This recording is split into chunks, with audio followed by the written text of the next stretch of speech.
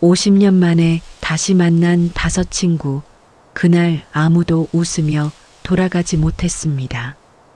늦가을 강원도 정선의 작은 산골 마을 솔재마을. 50해 만에 5 친구가 다시 만나기로 했습니다. 같은 흘길을 걷고 같은 냇가에서 웃던 아이들은 어느새 65의 여자가 되어 각자의 상처를 안고 살고 있었습니다. 가장 밝아 보이던 친구는 오래 울며 살았고, 가장 잘 산 줄 알았던 친구는 가장 외롭게 늙어가고 있었습니다. 가장 조용하던 친구는 병을 숨긴 채 버티고 있었고, 가장 먼저 사라졌던 친구는 마지막 편지를 품고 돌아왔습니다. 그날 회관에 모인 4 친구는 처음엔 추억을 꺼내며 웃었습니다. 하지만 한 사람씩 입을 열수록 모두의 얼굴은 서서히 무너져 내렸습니다. 그리고 끝내 오지 않을 것 같던 윤금자가 문을 열던 순간 친구들은 평생 잊지 못할 진실을 듣게 됩니다. 이야기 시작합니다. 구독과 좋아요 부탁드립니다. 강원도 정선의 늦가을은 사람 마음을 이상하게 가라앉혔다. 산등성이를 타고 내려오는 바람은 차가웠고 마을 어기 감나무에는 붉은 감 몇 알이 끝내 떨어지지 못한 채 마른 가지에 매달려 있었다. 서리가 내리기 직전의 공기, 그 묘하게 탁하고 쓸쓸한 냄새가 길 위를 낮게 깔리고 있었다. 솔재마을은 예전보다 훨씬 작아 보였다. 젊은 사람들은 다 떠났고 빈집은 늘었고 굳게 잠긴 대문이 열린 대문보다 많았다. 어릴 적엔 그렇게 넓어 보이던 골목이 이제는 손바닥만하게 느껴졌고 학교 가던 산길도 생각보다 낮고 짧았다. 시간이 사람의 키만 키우는 게 아니라 기억 속 풍경의 크기까지 줄여놓는다는 걸 65이 되어서야 알게 되는 모양이었다. 그 늦가을 아침 마을회관 앞에 한순자가 제일 먼저 도착했다. 짧은 파마머리에 꽃무늬 블라우스, 오래 입어 몸에 익은 회색 조끼를 걸친 순자는 회관 문을 열었다 닫고 의자를 가지런히 맞췄다가 다시 창문을 조금 열었다 닫았다. 바람이 차갑다 싶으면 창문을 닫고 회관 안이 답답해 보이면 또 열었다. 마음이 들뜨면 손이 괜히 더 바빠지는 법이었다. 회관 안 냄새가 예전 그대로였다. 오래된 나무 마루 냄새, 보일러 기름 냄새, 누군가 끓여둔 보리차 냄새. 그 냄새들이 한꺼번에 코를 건드렸을 때 순자의 눈 안쪽이 이상하게 뜨거워졌다. 이 냄새를 마지막으로 맡은 게 몇 살 때였더라. 아마 16이나 17이었을 것이다. 졸업식 전날 친구들끼리 몰래 들어와 앉아 노래를 부르던 그 밤. 아이고 떨리네. 혼잣말처럼 중얼거리다가 휴대폰을 꺼내 문자를 다시 확인했다. 순자야. 이번이 마지막일지도 모르니 친구들 꼭 한 번만 보고 싶다. 딱 2줄이었다. 보낸 사람은 윤금자. 50해 가까이 제대로 얼굴 한 번 못 본 친구였다. 반가움보다 이상한 불안이 먼저 드는 문장이었다. 마지막이라는 말은 나이에 따라 무게가 달랐다. 젊을 때 마지막은 다짐처럼 들리지만 늙어서의 마지막은 예감처럼 들렸다. 순자는 회관 한가운데 서서 한동안 천장을 올려다보았다. 오늘만큼은 누구 엄마도 아니고 누구 아내도 아닌 그저 16살 한순자로 불리고 싶었다. 그런데 또 한편으로는 두려웠다. 친구들이 자신의 얼굴을 보고 한눈에 알아볼 만큼 늙어버렸을까? 평생 술주정뱅이 남편 밑에서 참고 버틴 세월이 이마와 눈가에 고스란히 새겨져 있지는 않을까? 반가운 마음과 부끄러운 마음이 함께 올라왔다. 사람은 나이 들수록 잘 산 척하기보다 어떻게든 덜 초라해 보이려 애쓰게 된다는 걸 순자는 너무 늦게 배웠다. 마이너스 마이너스 마이너스. 순자의 삶은 겉으로만 보면 그럭저럭 버텨낸 인생이었다. 동네 사람들은 그를 늘 씩씩한 여자라고 불렀다. 남편이 술을 마셔도 가게 문을 열었고 아이들 학원비가 밀려도 웃으며 돈을 빌려왔고 시어머니 병수발까지 떠안고도 바깥에서는 늘 먼저 인사를 건넸다. 다들 순자가 강한 줄 알았다. 하지만 강한 것과 무너질 틈조차 없는 것은 전혀 다른 말이었다. 남편은 젊을 때부터 술을 좋아했다. 술만 마시면 세상이 다 자기에게 잘못한 것처럼 성을 냈다. 문을 발로 차고 밥상을 엎고 돈이 없으면 순자 지갑부터 뒤졌다. 심한 날은 손도 올렸다. 처음에는 무서웠다. 그 다음에는 억울했다. 어느 순간부터는 그냥 참는 것이 습관이 되었다. 아이들 어릴 때는 내가 나가면 애들 인생 망치는 줄 알았고 친정에 하소연해 봐야 더 시끄러워질 것 같았고 동네 사람들 입에 오르내리는 것이 더 창피했다.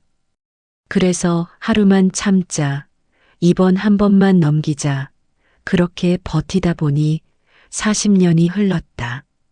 나중에 아이들이 다 크고 시어머니도 세상을 떠나고 남편도 병으로 먼저 간 뒤에야 순자는 처음으로 혼자 밥상 앞에 앉아봤다.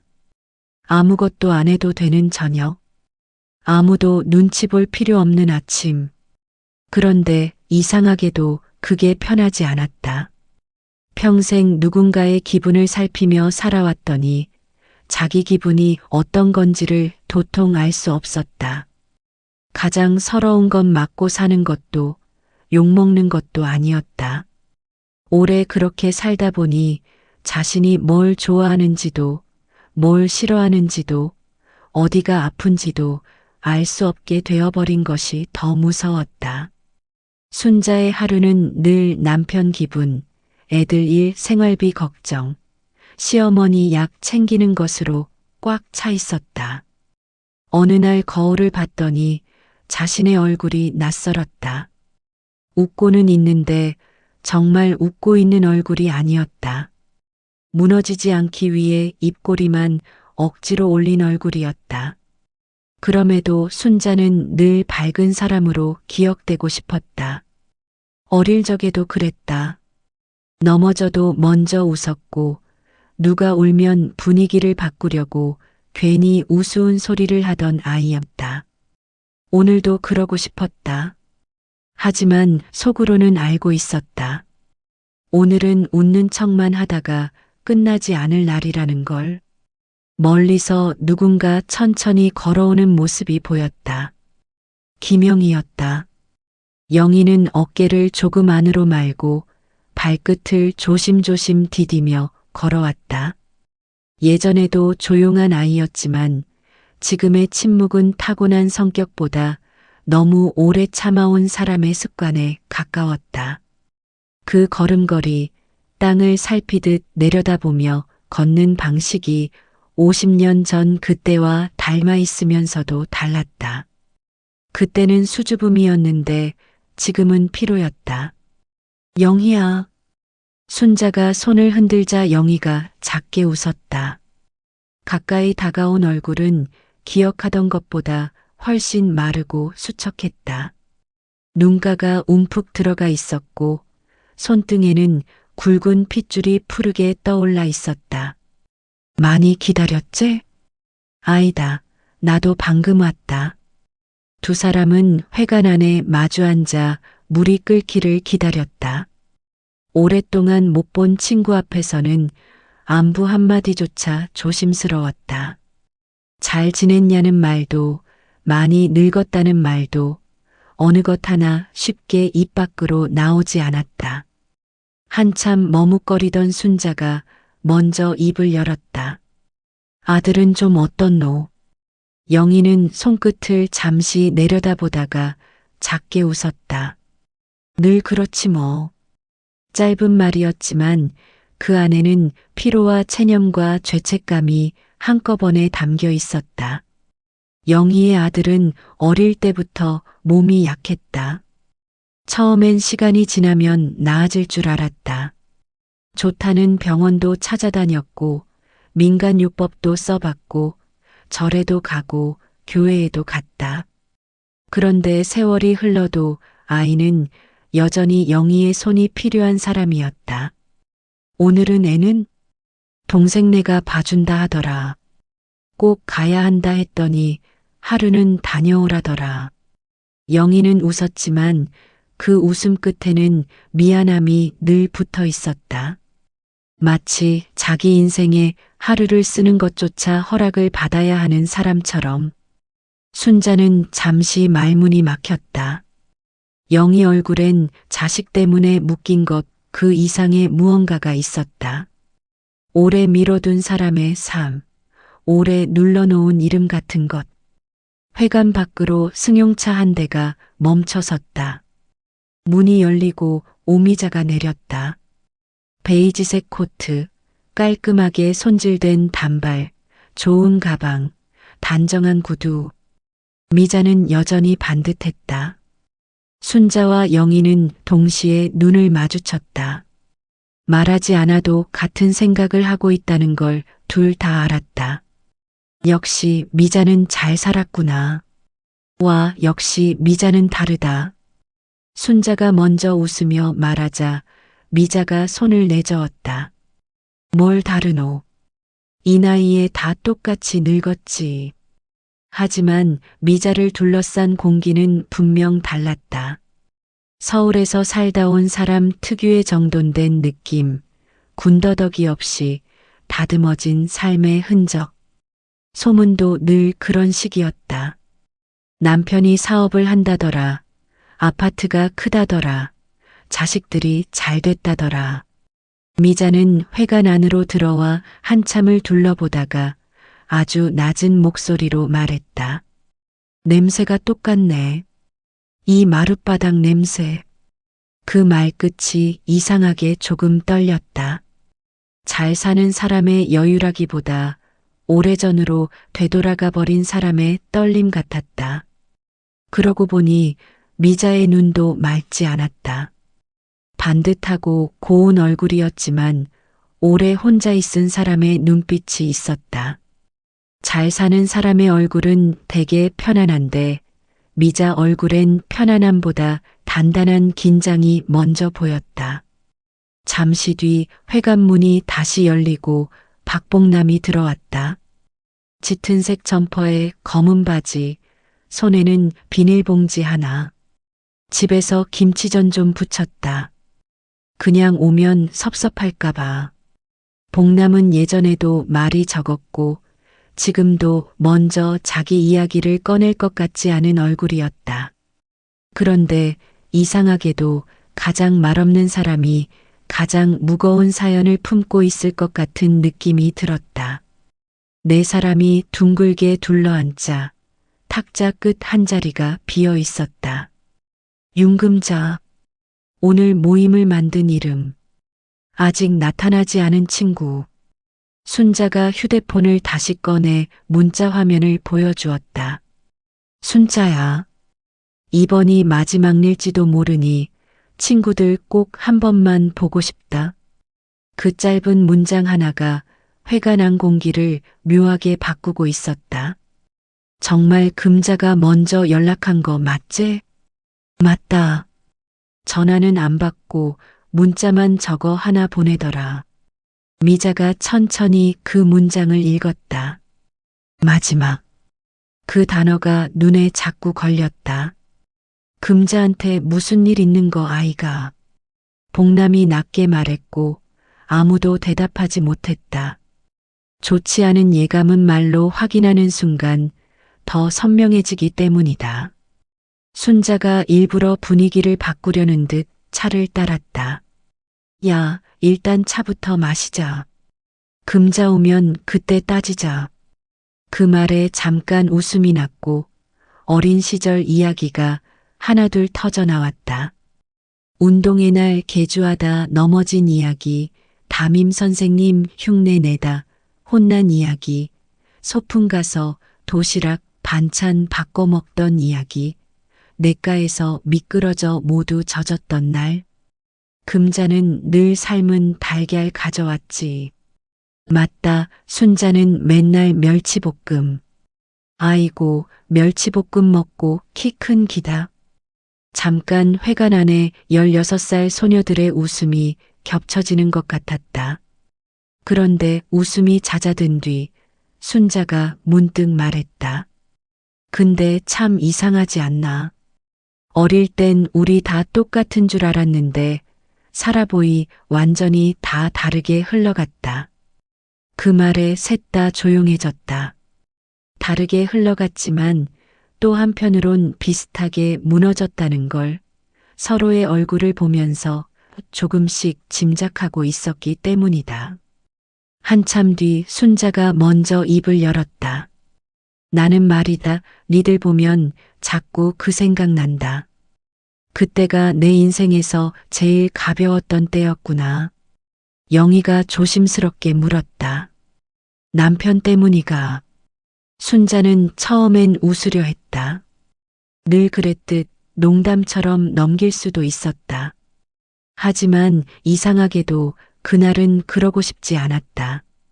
오래 미뤄둔 말은 나이 들어 더 무거워지고 너무 무거워지면 결국 어디선가 꺼내지지 않으면 안 되는 법이었다.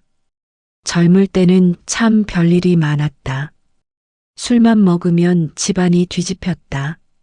문 차고 그릇 깨고 애들 앞에서 소리 지르고 심할 땐 손도 올리고.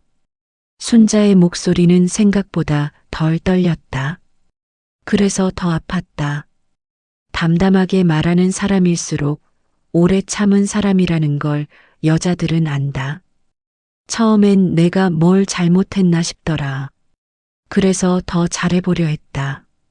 밥도 더 챙기고 말도 맞춰주고 기분 안 상하게 하려고 조심하고. 근데 그런다고 달라지는 사람은 아니더라. 순자는 눈을 내리깔았다. 애들 어릴 땐 그냥 참고 살아야 하는 줄 알았다.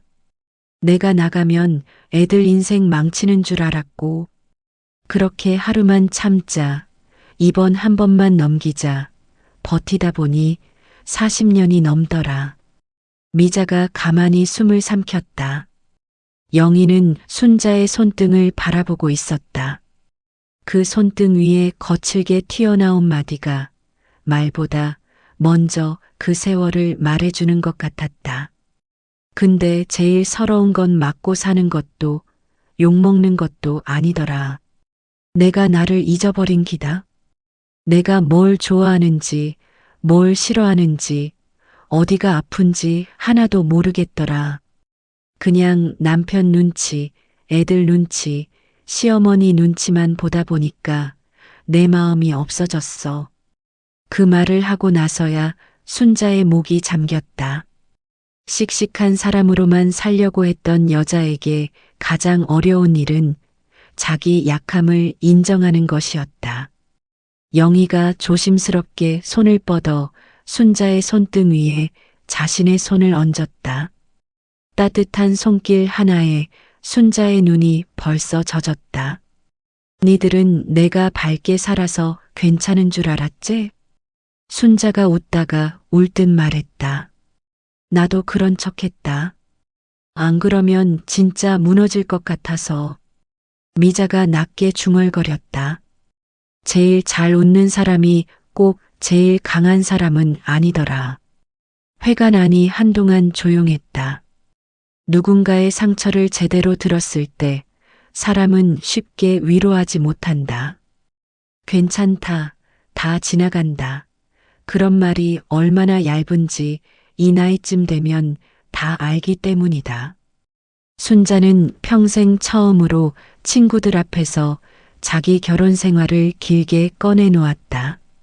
남편이 술 마시고 들어와 한밤중에 라면 끓이라고 소리치던 날, 큰아들이 울면서 엄마, 우리 집은 왜 이래 하고 물었는데 대답을 못했던 날 딸아이 혼수해 주느라 모은 돈을 남편이 빚 갚느라 끌어다 쓴 날, 시어머니가 남자는 원래 그렇다 하며 오히려 순자를 타박하던 날, 그런 날들이 하나둘 말로 나오자 순자의 얼굴은 자꾸 굳어졌다. 나중엔 남편보다 내 입이 먼저 다치더라. 말해봐야 안 바뀐다는 걸 아니까. 그러니까 사람이 진짜 늙는 건 얼굴이 아니라 마음인 것 같더라. 나는 쉰도 되기 전에 마음이 늙어버렸다.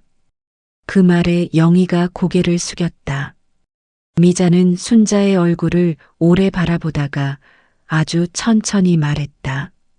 우리는 다 부모니까, 아내니까, 며느리니까 그런 말로 너무 오래 참고 산 것 같다. 순자는 그 말에 대꾸하지 못하고 한참 울었다. 눈물이 많아서가 아니라 울 수 있는 자리가 너무 늦게 생겼기 때문이었다. 시선은 자연스럽게 영희에게 향했다. 영희는 찻잔 가장자리를 손끝으로 문지르다가 천천히 숨을 내쉬었다. 나는 사실 오늘 오면서도 망설였다. 내가 무슨 말을 할 수 있을까 싶어서. 순자가 고개를 기울였다. 네가 왜? 네는 제일 착하게 살았잖아. 영희는 그 말에 아주 쓸쓸하게 웃었다. 착하게 산 게 아니라 그냥 정신없이 산 기다. 영희는 천천히 자기 이야기를 꺼내기 시작했다. 아이가 아프다는 걸 처음 알았을 때 세상이 잠시 멈춘 것 같았다고 했다. 남들은 요즘 의학이 얼마나 좋은데 하며 대수롭지 않게 말했지만 엄마는 안다. 금방 나을 아픔과 평생 품어야 할 아픔이 다르다는 걸.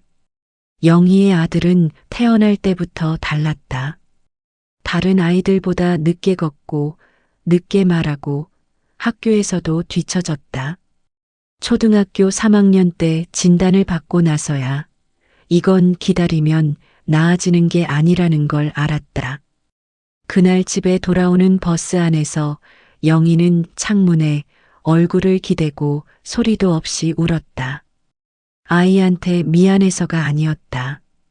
자기 인생이 어디로 가는지 갑자기 보이는 것 같아서였다. 남편은 처음 몇 년은 같이 버티는 척했다. 근데 시간이 갈수록 빠지더라. 회사 핑계, 사람 핑계, 돈 핑계 결국 병원도 나 혼자, 검사도 나 혼자, 서류도 나 혼자. 영희의 목소리는 조용했지만 그래서 더 묵직했다. 처음엔 엄마니까 당연하다 생각했다. 내가 해야지 누가 하겠노. 근데 어느 날부터는 내가 엄마인지 간병인인지 그냥 집에 붙어 있는 그림자인지 모르겠더라. 미자가 조심스럽게 물었다. 니는 힘들다고 말할 때도 없었나? 없었다. 말해도 다 같은 소리만 한다. 엄마가 강해야지. 포기하면 안 되지. 그래도 자식이잖아. 맞는 말이지. 근데 맞는 말이라 더 숨이 막힌다. 영희는 잠시 고개를 숙였다가 다시 말을 이었다. 가끔은 그런 생각도 했다. 내가 나쁜 엄마인가? 왜 이렇게 지치지? 왜 도망가고 싶지? 내 자식인데 왜 어떤 날은 얼굴 보는 것만으로도 겁나지? 그리고 그런 생각을 한 내가 또 너무 미웠다. 순자가 입술을 깨물었다. 미자도 눈을 감았다 떴다. 엄마의 죄책감은 남이 쉽게 위로할 수 없는 감정이다. 사랑해서 더 지치고 버릴 수 없어서 더 무너지는 마음이라는 걸 아이를 키워본 여자들은 다 조금씩 안다. 병원에 가도 다 누구 엄마, 복지관에 가도 누구 엄마, 동네에서도 누구 엄마. 나는 내 이름으로 불린 적이 너무 오래 없더라. 김영희가 없어졌어. 그냥 보호자만 남았더라. 그 말을 하는 순간 영희의 눈물이 또르르 떨어졌다. 나는 내 인생이 하나도 없는 줄도 모르고 살았다. 복남은 말없이 영희 쪽으로 의자를 조금 당겨 앉았다. 그 조용한 움직임 하나가 말보다 더 큰 위로가 되었다. 미자가 한참 동안 아무 말도 못하다가 겨우 이렇게 말했다. 네가 나쁜 엄마였으면 그렇게까지 못 산다. 너무 오래 엄마로만 살아서 그런 기다. 영희는 그 말을 듣고 더는 참지 못하고 울음을 터뜨렸다.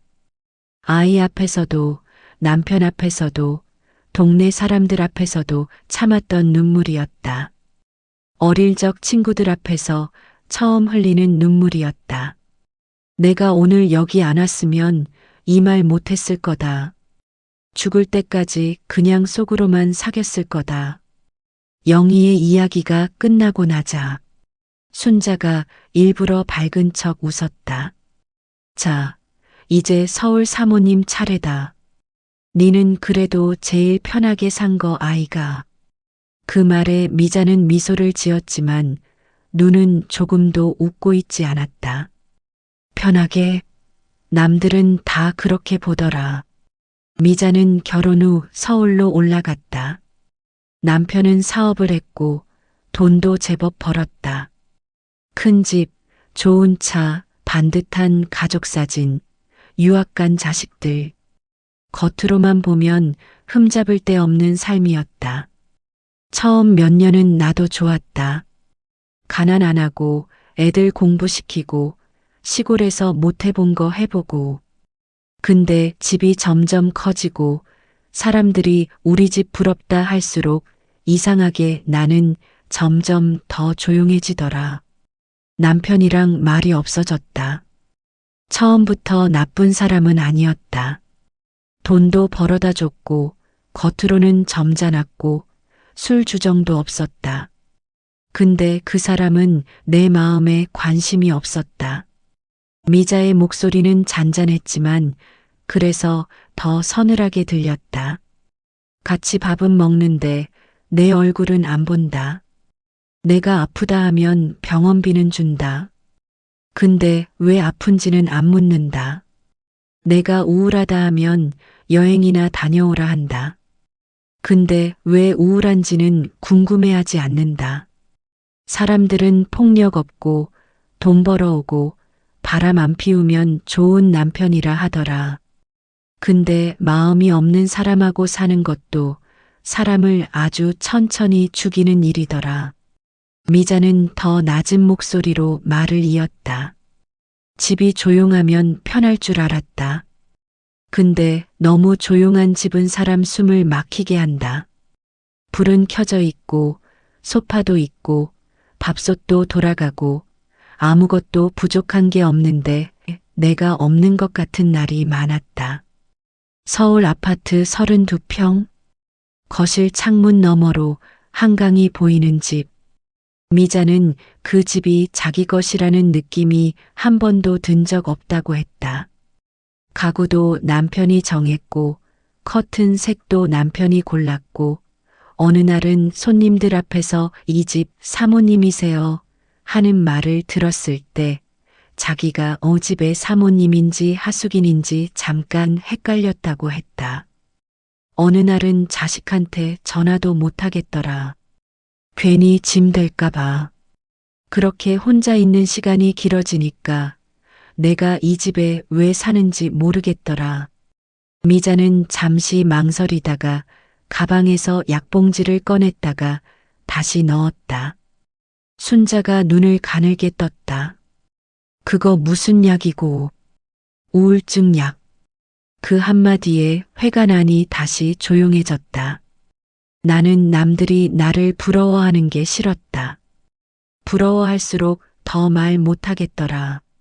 니들 앞에서도 잘난 척하는 내 꼴이 싫어서 오히려 더 멀어졌던 것 같다.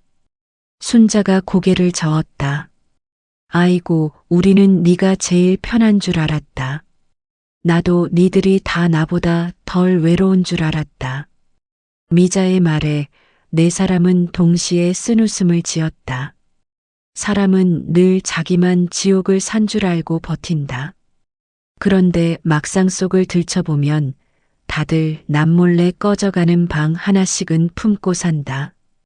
세 사람의 시선이 자연스럽게 복남에게 향했다. 복남은 아까부터 말보다 숨을 더 오래 쉬고 있었다. 순자가 김치전 접시를 밀어주며 말했다. 니는 좀 먹어라. 아까부터 아무 말도 없네. 복남은 젓가락으로 전을 한번 건드리다 말고 조용히 입을 열었다. 나는 요새 병원 다닌다. 세 사람이 동시에 고개를 들었다. 큰 건 아닐 수도 있다. 근데 의사가 자꾸 정밀 검사 해보자 한다. 야, 그런 걸 왜 이제 말하노? 복남은 씁쓸하게 웃었다. 말해서 뭐하노? 자식들 멀리 있고 괜히 걱정만 끼치지. 무섭지 않나? 무섭지. 근데 병보다 더 무서운 게 뭔지 아나? 내가 아프다는 걸 아무도 모른 채 하루가 끝나는 기다. 복남은 남편을 먼저 보내고 혼자 살았다. 사람들은 종종 남편 먼저 보내면 차라리 편하지 않냐고 쉽게 말했다. 하지만 복남은 그 말이 세상에서 제일 싫었다고 했다. 외로운 것도 병인데 그건 다들 병으로 안 친다. 몸 아픈 거야 검사라도 하지. 근데 사람이 하루 종일 한마디도 안 하고 저녁에 밥 먹다가 숟가락 소리만 들릴 때 그 적막이 사람을 얼마나 갉아먹는지는 아무도 모른다. 남편 보내고 처음엔 속이 시원한 줄 알았다. 평생 고생만 시키던 사람 같으니까. 근데 장례 끝나고 한 달, 두 달 지나니까 집이 자꾸 커 보이더라. 그 사람 있을 땐 답답해서 숨 막히던 집이 이젠 너무 넓어서 무섭더라. 복남의 말은 사랑을 잃은 사람의 말이 아니었다. 오래 함께 견딘 존재가 사라진 뒤 남는 적막을 말하는 것 같았다. 아침에 눈을 떠도 부를 사람이 없고 병원에서 의사 설명을 듣고 나와도 같이 택시 탈 사람이 없고 쓰러질까 무서워서 욕실 문도 꼭 닫지 못하는 살. 젊을 땐 돈이 무섭고 중년엔 사람 마음이 무섭더라. 근데 늙어보니까 제일 무서운 건 혼자 아픈 시간이다.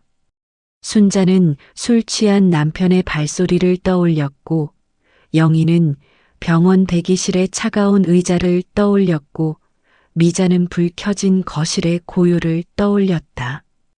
겉으로는 다 다른 얼굴로 살아왔지만 버티고 견뎌왔다는 사실만큼은 너무도 비슷했다. 우리 중에 편한 인생 산 사람 하나도 없었네. 그때 영희가 비어있는 자리를 바라보며 말했다. 금자는 왜 아직도 안 올까? 순간 네 사람 모두 그 빈자리를 다시 바라보았다. 이상하게 그 자리 하나가 회관 전체를 더 넓고 쓸쓸하게 보이게 했다. 윤금자라는 이름이 나오자 모두의 얼굴이 달라졌다. 금자는 어릴 적부터 눈에 띄는 아이였다. 피부가 희고 노래를 잘했고 운동회 때면 늘 앞줄에 섰다. 동네 어른들은 저 애는 서울 가도 되겠다. 크게 될 기다 하며 칭찬했다. 친구들도 다 알고 있었다. 금자는 자기들 중 가장 빛나던 아이였다는 걸. 그런데 금자는 가장 먼저 사람들 곁에서 멀어졌다. 전화번호는 자꾸 바뀌었고 누가 아는 사람을 통해 물어봐도 정확한 대답을 들을 수 없었다. 늦가을 해는 빠르게 기울었고 노을빛이 창틀에 걸릴 무렵 문 밖에서 마른 기침 소리가 한 번 들렸다. 네 사람이 동시에 고개를 돌렸다. 문턱에 윤금자가 서 있었다. 한순간 아무도 일어나지 못했다. 금자는 예전처럼 화려하지 않았다. 회색이 섞인 단정한 머리, 수수한 외투, 오래 사귄 피로가 얼굴에 내려앉아 있었다.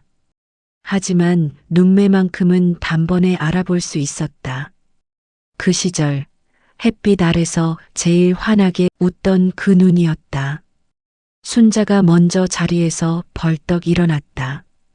금자야. 금자는 입술을 조금 떨다가 조심스럽게 웃었다. 늦어서 미안하다. 올까 말까 많이 망설였다. 금자는 천천히 안으로 들어와 비어있던 자리에 앉았다. 내 친구의 얼굴을 하나씩 바라보다가 아주 작은 목소리로 말했다. 다들 많이 버텼구나. 그 한마디에 순자의 눈이 바로 붉어졌다. 누군가가 내 삶을 정확히 몰라도 단 한마디로 지나온 세월을 알아봐 줄 때 사람은 갑자기 약해진다. 금자는 한동안 손등만 바라보다가 천천히 입을 열었다. 미안했다. 내가 너희 얼굴 볼 자신이 없었다. 처음 결혼할 땐 나도 내가 잘 사는 줄 알았다. 다들 부러워하니까 나도 정말 그런 줄 알았다. 근데 결혼하고 몇 년 지나니까 그 사람이 빚을 만들기 시작했다. 처음엔 사업 자금이라 했고, 다음엔 잠깐 막히는 돈이라 했고, 그 다음엔 나한테만 믿어달라 했다. 나는 믿었다. 내가 사랑하면, 내가 참고 도와주면 가정은 지켜지는 줄 알았다. 근데 빚은 점점 커졌고, 화는 점점 집 안으로 들어왔다. 제일 무서운 건 사람이 자꾸 나한테 죄책감을 씌우는 거였다. 네가 더 이해했으면 아니랬다. 네가 나를 못 믿으니까 일이 꼬인다. 네가 잘했으면 내가 이 지경 안 됐다. 그렇게 몇 년을 듣다 보니 진짜 내가 잘못한 줄 알겠더라. 영희가 입을 틀어막았다. 순자는 고개를 숙였다. 너무 익숙한 말들이었기 때문이다. 그러다 아이를 가졌다. 그때만 해도 이 아이만 태어나면 뭐든 달라질 줄 알았다. 근데 6달쯤 됐을 때 큰 싸움이 있었다. 그날 나는 계단에서 넘어졌고 아이를 잃었다. 회관안이 얼어붙었다. 누구도 바로 숨을 쉬지 못했다. 그날 이후로 내 마음도 같이 무너졌다. 너희한테 연락하면 내가 너무 초라해질 것 같아서 차라리 없는 사람이 되는 게 낫겠다 싶었다. 그런 걸 왜 혼자 감당했노? 우리가 남이가. 금자는 천천히 고개를 저었다. 그땐 그 말도 안 믿겼다. 누구라도 내 처지를 알면 나를 불쌍하게 볼까봐, 실패한 사람으로 볼까봐, 그게 너무 싫었다. 한참 침묵이 흐른 뒤 금자는 가방 속에서 작은 봉투 5개를 꺼냈다. 이건 내가 오래 갖고 있던 거다. 주려다가 못 주고 또 미루고 그러다 세월이 이렇게 갔다. 편지다. 너희한테 다 쓴 편지. 우리한테? 응. 연락 못하던 동안에도 늘 너희 생각했다. 잘 살고 있나, 아프진 않나. 근데 전화를 할 용기는 없고 그냥 혼자 편지만 썼다. 복남이 봉투를 바라보다가 천천히 물었다. 그럼 왜 오늘은 주려고 왔노? 금자는 아주 오래 침묵했다. 그리고 마침내 가장 무거운 말을 꺼냈다. 나 최장암이다. 순간 회관안 공기가 뚝 멈춘 것 같았다. 영희의 손에서 찻잔이 조금 흔들렸고 순자는 입을 막았고 미자는 그대로 얼어붙었다. 복남은 눈을 감았다가 천천히 떴다. 처음엔 소화가 안 되는 줄 알았다. 그러다 검사했는데 이미 좀 진행됐다고 하더라. 시간이 아주 많은 건 아닌 것 같더라. 야, 그걸 왜 진작 말 안 했노? 말하면 진짜가 될까봐 무서웠다. 지금 치료는 받고 있나? 받고 있다.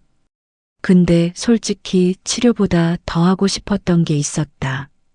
한 번만 너희 얼굴 보고 싶었다.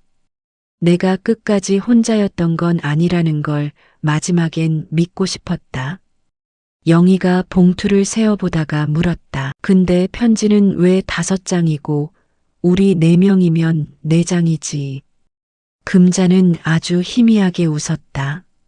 한 장은 내한테 쓴 기다. 그 한마디에 모두가 숨을 삼켰다. 나는 평생 나를 용서 못하고 살았다. 그래서 마지막엔 내 이름도 한번 불러주고 싶더라. 회관 안에는 한동안 흐느낌만 남았다. 그런데 금자는 또 하나의 말을 더 꺼냈다. 그리고 너희한테 미안한 게 하나 더 있다. 금자는 순자를 먼저 바라봤다. 순자야, 네 둘째의 대학 등록금 모자랐을 때 동네 유지가 몰래 도와줬다 했지. 맞다. 그걸 네가 웃지 않어. 내가 줬다. 순자는 그대로 굳었다. 영희야, 네 아들 수술비 일부 교회 이름으로 들어간 적 있지.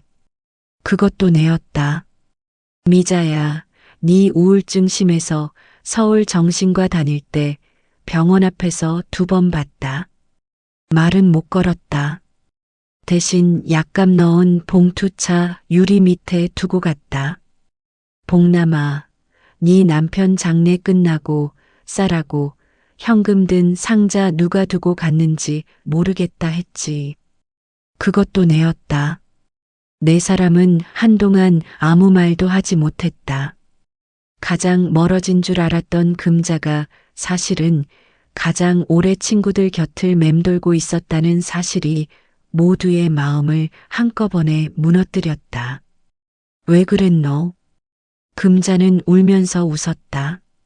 미안해서, 그리고 보고 싶어서, 너희 곁엔 못 가겠고 멀리서라도 뭐라도 하고 싶었다. 내가 완전히 끊어낸 건 아니라는 걸 나 스스로라도 믿고 싶어서. 그 말이 끝나자 순자는 참다 못해 금자에게 다가가 그 어깨를 꽉 끌어안았다. 야, 이 바보야, 그걸 왜 혼자 다 하고 있었노? 와서 같이 울지. 그러자 영희도 울었고 미자도 울었고 복남도 결국 얼굴을 돌린 채 눈물을 닦았다. 5 친구는 그렇게 한동안 서로의 어깨를 붙잡고 울었다. 50년이라는 세월이 그 회관 안에서 한꺼번에 쏟아지는 것 같았다. 이 눈물이 언제부터 만들어진 것인지 아무도 몰랐다. 아이를 낳던 날부터인지, 남편이 처음 손을 올리던 날부터인지, 혼자 병원에서 의사 말을 듣던 날부터인지, 그냥 오래됐다는 것만 알 수 있었다. 그리고 오늘이 아니었으면 이 눈물은 영영 나올 자리를 찾지 못했을 것이다. 해는 완전히 기울어 있었다. 5 사람은 회관 밖으로 나와 예전 학교 쪽 산길을 천천히 걸었다. 낙엽 밟히는 소리가 저녁 공기 속에 조용히 울렸다. 하늘은 붉게 물들다가 점점 어두워지고 있었고 산 그림자가 길 위로 천천히 내려오고 있었다. 야, 우리 이 길 맨날 뛰어다녔다. 그땐 숨도 안 찼지. 그땐 아픈 데도 없었고, 그땐 미래가 무섭지도 않았는데. 금자는 산등성이를 바라보다가 조용히 입을 열었다. 나는 오늘 와서 알았다. 내가 힘들어서 사람을 피한 줄 알았는데 사실은 내 부끄러움을 들킬까봐 피한 거더라. 근데 와보니 우리 다 비슷하네. 순자가 고개를 끄덕였다. 다 비슷하지. 다 한 군데씩 무너져 있다. 근데 무너졌다고 끝은 아니더라. 이 나이에 또 만나서 이렇게 걷는 거 보면. 영희가 작게 웃었다. 나는 오늘 처음으로 내 이름으로 불린 느낌이다. 복남도 천천히 고개를 끄덕였다. 나도 누구 부인도 아니고 누구 엄마도 아니고 그냥 박복남. 그 말에 5사람은 한참 말없이 걸었다. 이제는 서로를 조금 알 것 같은 침묵, 말하지 않아도 마음이 따라가는 침묵이었다. 산길 끝 오래된 느티나무 앞에서 순자가 갑자기 돌아섰다. 야, 사진 찍자. 지금 아니면 또 언제 찍노? 5 친구는 나란히 섰다. 어깨를 꼭 붙이지는 못했지만 그 사이에는 오히려 더 깊은 무언가가 흐르고 있었다. 찰칵. 사진 한 장이 찍혔다. 야, 우리 생각보다 안 늙었다. 니만 그렇게 생각해라. 모두 잠깐 웃었다. 하지만 그 웃음은 오래가지 않았다. 누구도 진짜 웃으며 돌아갈 수 없는 날이라는 걸 모두 알고 있었기 때문이다. 마을 어귀에 도착했을 때 집집마다 하나둘 불이 켜지고 있었다. 금자는 조금 뒤처져 걸었고 영희가 옆으로 가서 속도를 맞췄다. 아프면 말해라. 이제 혼자 있지 마라. 응. 나도 이제는 좀 그러고 싶다. 미자가 뒤에서 말했다. 치료 갈 때 서울 오면 나한테 와라. 병원 같이 가주겠다. 순자도 바로 거들었다. 검사 결과 나오는 날은 내가 같이 간다. 니만 혼자 안 간다. 복남도 짧게 말했다. 나도 있다. 그 짧은 말들 앞에서 금자의 눈에 다시 눈물이 고였다. 하지만 이번 눈물은 달랐다. 미안함과 두려움만의 눈물이 아니라 아직 다 끝난 건 아닐지도 모른다는 작은 안심이 섞인 눈물이었다. 순자가 천천히 말했다. 우리는 왜 이렇게 늦게 만났을까? 미자가 대답했다. 사람이 살아내느라 바쁘면 정작 자기를 기억해주는 사람한텐 제일 늦게 가게 되더라. 복남이 덧붙였다. 이 나이에 늦은 건 없다. 안 오는 게 늦은 기다. 금자는 그 말을 듣고 아주 천천히 미소 지었다. 맞다. 오늘 안 왔으면 나는 끝까지 나를 용서 못했을 거다. 늦가을 바람이 지나가고 산 그림자가 길 위로 천천히 내려앉았다. 그날 누구 하나의 인생이 갑자기 나아진 것은 아니었다. 병이 사라진 것도 아니고 상처가 다 봉합된 것도 아니었다. 순자의 40년 세월이 한순간에 가벼워진 것도 아니고 영희의 돌봄이 끝난 것도 아니고 미자의 외로움이 사라진 것도 아니고 복남의 두려움이 완전히 없어진 것도 아니었다. 하지만 5 친구는 한 가지를 알게 되었다. 사람은 문제를 해결해 줄 사람보다 무너지지 않게 옆에 있어 줄 사람이 더 필요할 때가 있다는 것. 그리고 오래 버틴 사람들끼리는 서로의 상처를 설명 없이도 알아본다는 것. 50년 만에 다시 만난 5 친구는 그날 끝내 아무도 웃으며 돌아가지 못했다. 모두 눈가가 붉어졌고 모두 입술이 떨렸고 모두 각자의 집으로 돌아가며 오래도록 회관 안의 울음과 저녁 산길의 바람 소리를 떠올렸다. 하지만 그들이 웃지 못한 이유는 불행해서만은 아니었다. 너무 늦게라도 서로의 진실을 알게 되었기 때문이었고 그 진실이 아프면서도 따뜻했기 때문이었다. 어쩌면 인생에서 가장 깊은 만남은 웃음보다 눈물이 먼저 오는 만남인지도 몰랐다.